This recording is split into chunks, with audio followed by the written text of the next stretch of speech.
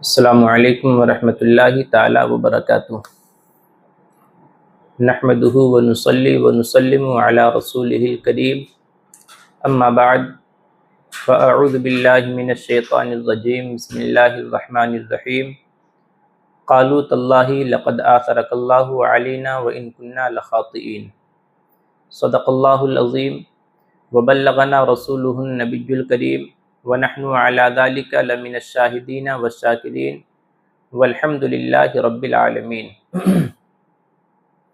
من علینا ربنا اذ بعث محمدا ایدہ بایدہ ایدنا باحمدا ارسلہ مبشرا وارسلہ ممجدا صلوا علیہ دائما صلوا علیہ سرمدا۔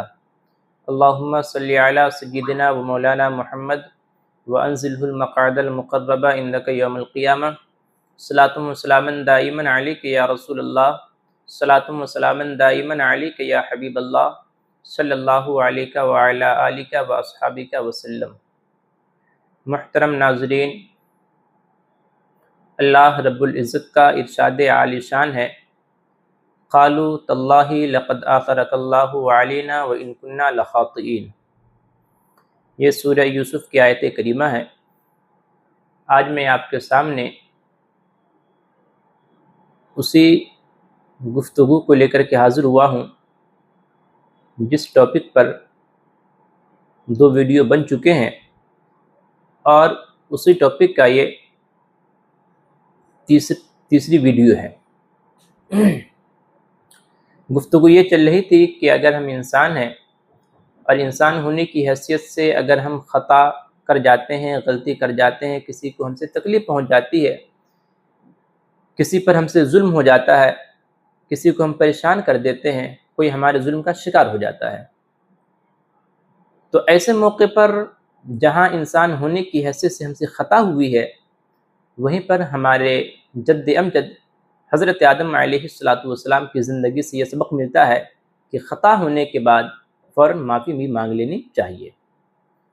تو اس سے پہلے دو ویڈیو بن چکی ہیں، آج یہ تیسری ویڈیو ہے۔ اس میں ہم حضرت یعقوب علیہ السلام، ان کے صاحبزادے حضرت یوسف علیہ السلام اور ان کے جو دیگر بھائی تھے، ان کے حالات کو آج ہم پڑھتے ہیں اور جاننے کی کوشش کرتے ہیں کہ آخرکار ان کے درمیان کے حالات کیا تھے۔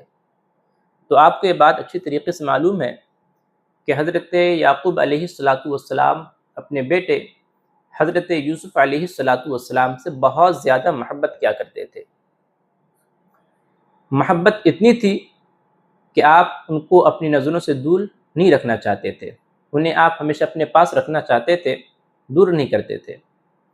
لیکن جو ان کے دوسرے بھائی تھے، ان کو یہ حسد ہوا کہ آخرکار یہ کیا معاملہ ہے کہ ہمارے والد کی ساری توجہ صرف یوسف کی طرف رہتی ہے اور ہماری طرف نہیں رہتی، ہمارے ابا صرف یوسف سے محبت کرتے ہیں اور ہم سے محبت نہیں کرتے۔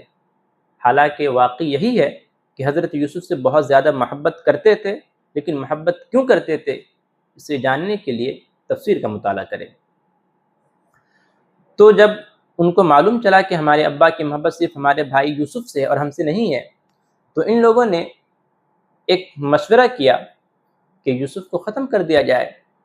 سورہ یوسف کے شروع میں ان کے مشورے کا ذکر ہے کہ بے شک یوسف اور اس کا جو بھائی ہے ہمارے ابا کو بہت زیادہ محبوب ہے، حالانکہ ہم تو زیادہ تعداد میں ہیں، ہم کئی بھائی ہیں، مگر اس کے باوجود ہمارے ابا یوسف سے اور اس کے بھائی سے بہت زیادہ محبت کرتے ہیں۔ تو ان لوگوں نے مشورہ کیا کیوں نہیں اسے کھیل ختم کر دیا جائے۔ چنانچہ قرآن پاک میں ان کے اس مشورے کا ذکر ہے۔ ایک نے کہا قال قائل منہم لا تقتلوا یوسف، ان لوگوں نے قتل کا مشورہ کیا، تو ان میں سے ایک نے کہا کہ اسے قتل نہ کرو، وَأَلْقُوهُ فِي غَيَابَةِ الْجُبِّ، بلکہ اسے ایک کنویں میں ڈال دو۔ بالآخر کنویں میں ڈال دیا گیا۔ تو اب یہاں سے حضرت یوسف علیہ السلام کے ساتھ ان کے بھائیوں کی ظلم و زیادتی شروع ہو جاتی ہے۔ ایک دن ان کے جو بھائی تھے وہ سارے بھائی حضرت یعقوب کے پاس آتے ہیں اور کہتے ہیں کہ آپ یوسف کو ہمارے ساتھ بھیج دیجئے تاکہ وہ ہمارے ساتھ کھیلے کودے اور تفریح کرے۔ اس کا ذکر قرآن پاک میں آیا، ارشاد ربانی ہے ارسلہ معنا غدا یرتع ویلعب وانا لہ لحافظون، ابا یوسف کو آپ ہمارے ساتھ کل بھیج دیجئے تاکہ وہ کھائے پیے اور تفریح کرے۔ مگر اس موقع پر حضرت یعقوب علیہ السلام نے کہا تھا نہیں، مجھے اندیشہ ہے کہیں اس کے ساتھ کوئی حادثہ نہ پیش آ جائے، کہیں بھیڑیا نہ کھا جائے۔ بالآخر ہوا وہی کہ یہ لوگ حضرت یوسف کو لے کر کے گئے اور ان کے ساتھ ظلم و زیادتی کی، انہیں کنویں میں ڈال دیا اور آ کر کے ابا سے کہتے ہیں کہ ابا انہیں بھیڑیا نے کھا لیا ہے۔ تو ظلم کی داستان یہاں سے شروع ہو جاتی ہے اور زیادتی کی داستان یہاں سے شروع ہو جاتی ہے۔ چنانچہ باپ سے جدا کیا، کنویں میں ڈالا، کنویں میں ڈالنے کے بعد پھر ان کو مصر کے بازار میں بیچا گیا۔ مصر کے بازار میں جب گئے تو پھر عزیز مصر کے گھر جانا پڑا۔ وہاں جب آپ گئے ہیں تو وہ جو عزیز مصر کی بیوی تھی حضرت زلیخا رضی اللہ تعالیٰ عنہ، انہوں نے اس موقع پر آپ کو لبھانا چاہا، آپ کو اپنی طرف مائل کرنا چاہا، مگر اللہ کا فضل ہوا کہ آپ اس کی طرف مائل نہیں ہوئے، بلکہ آپ اللہ کے فضل سے پاک دامن ہی رہے۔ یہی تک نہیں بلکہ ایک وقت وہ بھی آیا کہ آپ کو جیل میں جانا پڑا۔ آپ جیل میں کتنے دن رہے تو قرآن پاک میں آیا فَلَبِثَ فِي السِّجْنِ بِضْعَ سِنِينَ۔ اس کی تفسیر میں علامہ نعیم الدین مراد آبادی رحمۃ اللہ علیہ فرماتے ہیں کہ 12 سال تقریباً وہ جیل میں رہے۔ اب ذرا سوچیں آپ کتنی بڑی زیادتی آپ کے ساتھ ہوئی ہے۔ باپ سے جدائیگی ہوئی، کنویں میں ڈالا گیا، مصر کے بازار میں بیچا گیا، عزیز مصر کے گھر آئے ہیں تو ایک عورت کا سامنا ہے، یہاں سے جب آپ بچے تو پھر آپ کو جیل کے پیچھے رہنا پڑا۔ غرض کے بہت لمبا سلسلہ چلتا ہے جو آپ پر ظلم و زیادتی ہوتی ہے۔ بالآخر ایک دن وہ بھی آتا ہے کہ آپ عزیز مصر بن جاتے ہیں، مصر کے بادشاہ بن جاتے ہیں۔ جب مصر کے بادشاہ بن جاتے ہیں تو ان بھائیوں کو خبر ملتی ہے کہ مصر کا کوئی بادشاہ ہے جو بہت سخی ہے اور بہت نیک طبیعت کا مالک ہے۔ چنانچہ یہ لوگ عزیز مصر یعنی حضرت یوسف کے پاس آتے ہیں، انہیں خبر نہیں کہ ہمارا بھائی ہے، یہ وہی بھائی جس پر ہم نے ظلم کیا تھا۔ چنانچہ یہ لوگ وہاں پر آتے ہیں۔ یہ آتے کیوں ہیں؟ ان کے ابا نے ان کو بھیجا تھا۔ چنانچہ قرآن پاک میں آیا، حضرت یعقوب کا قول ہے یا بنی اذهبوا فتحسسوا من یوسف واخیہ ولا تیأسوا من روح اللہ انہ لا ییأس من روح اللہ الا القوم الکافرون۔ اے میرے بیٹو جاؤ یوسف اور اس کے بھائی کو تلاش کرو۔ چنانچہ یہ سب کے سب جاتے ہیں اور عزیز مصر یعنی اپنے بھائی حضرت یوسف علیہ السلام کے پاس گئے اور کہا کہ ہمارے پاس چند سکے ہیں، چند روپیے پیسے ہیں، وہ بھی بہت اچھے نہیں ہیں، مگر آپ اپنے فضل و کرم سے ان کھوٹے پیسوں کے بدلے میں ہی صحیح آپ ہمیں مکمل طور پر آپ ہمیں اناج دیں اور غلہ دیں۔ اس موقع پر حضرت یوسف علیہ السلام اپنے سارے بھائیوں کو پہچان جاتے ہیں اور آپ نے اس موقع پر کہا تھا کیا تمہیں کچھ معلوم بھی ہے کہ تم نے نادانی کے عالم میں اپنے بھائی یوسف اور ان کے بھائی کے ساتھ کیا کیا تھا؟ تو اس موقع پر حضرت یوسف علیہ السلام نے اپنے بھائیوں کو یاد دلایا کہ تم نے یوسف کے ساتھ اور یوسف کے ایک دوسرے بھائی اور تھے، ان کے ساتھ تم نے ظلم و زیادتی کی تھی۔ جب سارا معاملہ کھل چکا، ان بھائیوں کو معلوم ہو چکا کہ ہم نے یوسف کے ساتھ بھی ظلم کیا، ان کے بھائی کے ساتھ بھی ظلم کیا، جب یہ ساری باتیں ان کو معلوم ہو چکی تو ان سارے بھائیوں نے ڈٹ کر کے مقابلہ نہیں کیا، سینہ زوری نہیں کی، بلکہ اس موقع پر ایک انسان ہونے کی حیثیت سے سب نے یک زبان کہا تھا تاللہ لقد آثرک اللہ علینا وان کنا لخاطئین۔ اللہ کی قسم اللہ رب العزت نے آپ کو ہم پر فضیلت دی ہے اور یقیناً ہم خطا بار ہیں۔ معلوم کیا چلا کہ حضرت اسلام کے ساتھ اگر ان کے بھائیوں نے ظلم و زیادتی کی ہے، انسان ہونے کی حیثیت سے ظلم و زیادتی کی ہے، تو ایک پہلو اگر ظلم و زیادتی کا ہے، دوسرا پہلو آپ کو یہ بھی دیکھنا پڑے گا کہ ان بھائیوں نے اپنے بھائی سے خطا کا اعتراف کیا، خطا کا اقرار کیا اور غلطی بھی مان لی اور معافی بھی مانگ لی۔ معلوم کیا چلا اگر ہم سے کسی پر ظلم ہو جائے، ہم کسی کے ساتھ ظلم کر دیں، کسی سے ہم کو پریشانی ہو جائے تو ایسے موقع پر ہمیں جھک جانا چاہیے اور معافی مانگ لینی چاہیے۔ یہی سبق ملتا ہے حضرت یوسف علیہ السلام کے اس زندگی سے۔ اگر ایک طرف حضرت یوسف علیہ السلام کے دیگر بھائیوں کا معافی مانگنا ہے تو دوسری طرف حضرت یوسف علیہ السلام کے اعلیٰ ظرفی کا مظاہرہ بھی ہے کہ آپ نے بدلہ نہیں لیا کہ تم نے اتنا ظلم کیا، ابا سے جدا کیا، نہ جانے کتنی مجھے پریشانیاں جھیلنی پڑی، آپ نے کچھ نہیں کہا، بلکہ آپ نے بھی دل بڑا کیا اور اپنے بھائیوں سے کہا لا تثریب علیکم اليوم، تم گھبراؤ نہیں، آج تم پر کوئی ملامت نہیں ہے، تم پر کوئی ظلم و زیادتی نہیں ہوگا، یغفر اللہ لکم، اللہ تمہاری بخشش فرمائے، وہ ارحم الراحمین۔ میرے محترم، اگر ایک طرف ان کے دوسرے بھائی ہیں جنہوں نے ظلم و زیادتی کی تھی، تو دوسری طرف حضرت یعقوب کا صبر بھی ہے۔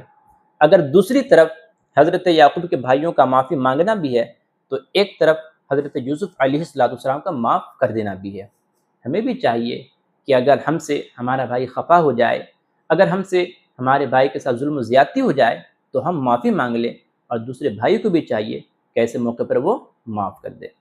یہیں تک نہیں، بلکہ حضرت یعقوب علیہ السلام کو بھی کافی تکلیف پہنچی تھی کہ حضرت یوسف علیہ السلام ان سے جدا ہو گئے ہیں۔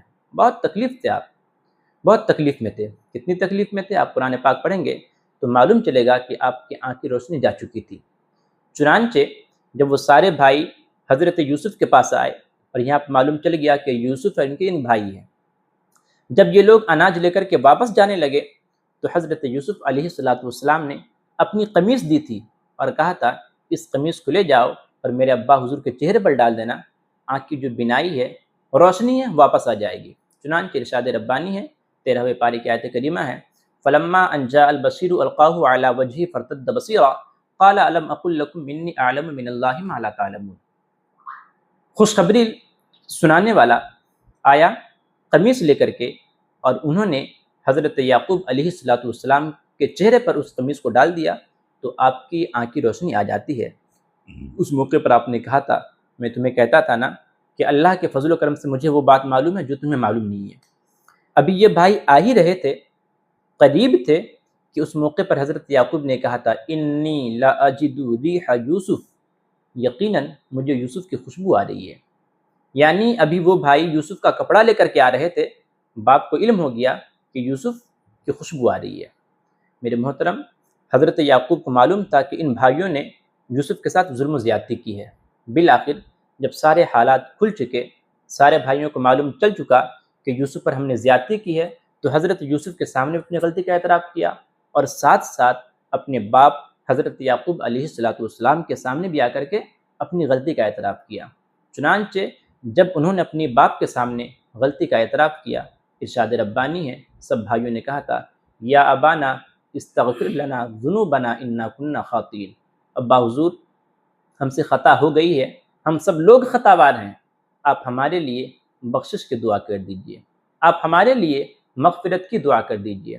باپ نے کہا تھا، سوف استغفر لکم ربی، ان قریب میں تمہارے لیے اپنے رب کے سامنے بخشش کی دعا کروں گا، انہ هو الغفور الرحیم۔ میرے محترم معزز ناظرین، معلوم کیا چلا؟ اگر ہم کسی کو پریشان کر دیں، ہم سے کسی پر ظلم و زیادتی ہو جائے، ہم سے کوئی خفا ہو جائے ہمارے کسی بھی فعل سے، کسی عمل سے، کسی قول سے، تو ایسے موقع پر ایک انسان ہونے کی حیثیت سے ہمیں فوراً غلطی کا اقرار کر لینی چاہیے، معافی مانگ لینی چاہیے، تاکہ ہمارے رشتے خراب نہ ہوں، رشتے برقرار رہیں، اور ہماری دوستی بھی برقرار رہے، اور ہم اپنے باپ حضرت آدم علیہ السلام کے طریقے پر چلنے والا کہلا سکیں۔ اللہ رب العزت کی بارگاہ میں دعا ہے، اللہ رب العزت ہمیں کہنے اور سننے سے زیادہ عمل کی توفیق عطا فرمائے۔ استغفر اللہ ربی من کل ذنب واتوب الیہ، وآخر دعوانا الحمد للہ رب العالمین۔ السلام علیکم ورحمۃ اللہ تعالی وبرکاتہ۔